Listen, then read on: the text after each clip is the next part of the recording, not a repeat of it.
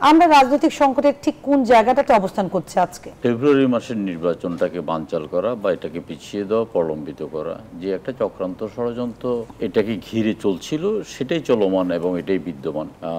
Doctor ইউনূসকে ঘিরে এক ধরনের মাফিয়া এবং এক ধরনের সুবিধাবাদী চক্র ওনাকে ঘিরে ফেলেছে। সেখান থেকে আসলে উনি বেরিয়ে আসতে পারছেন না এবং তিনি সম্ভবত খুব অসহায় বোধ করছেন এখন এখানে। আমরা আসলে বুঝতে পারছি এখন যে একটা অন্তর্বর্তীকালীন সরকার একটা দেশকে কিভাবে ধীরে ধীরে জাহান্নামে পরিণত করছে, এটা আমরা উপলব্ধি করছি।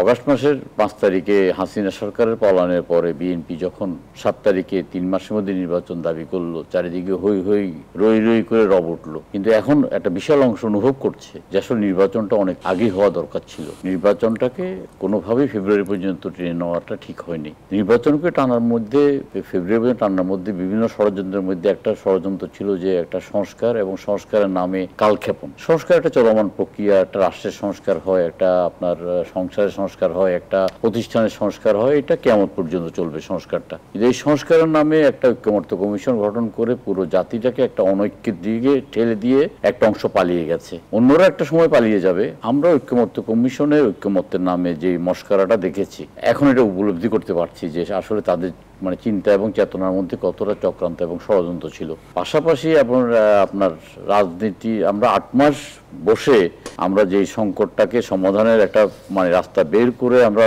ঐক্যমত্য কমিশনে একমত হয়েছি, আমরা স্বাক্ষর করেছি, সেখান থেকে সরে এসে হঠাৎ একটা রাষ্ট্রীয় মস্কারি, যেটাকে বলে রাষ্ট্রীয় মস্কারা, যে 7 দিনের ভিতর রাজনৈতিক দলদেরকে বলছে তোমরা বসে একটা ইয়ে করো। এর চাইতে মনে হয় বছরের সেরা কৌতুক হলো যে এই জিনিসটা আর কি। তো আসলে এটা তো যেমন আমরা ঐক্যমত্য কমিশনে যখন প্রথম দিকে বসেছি, তখন প্রায় প্রত্যেকটা রাজনৈতিক দলের মধ্যে মাথার মধ্যে একটা চিন্তা ছিল যে শেখ হাসিনা একটা স্বৈরশাসক হয়ে গেছে, একটা দানবে পরিণত হয়েছে।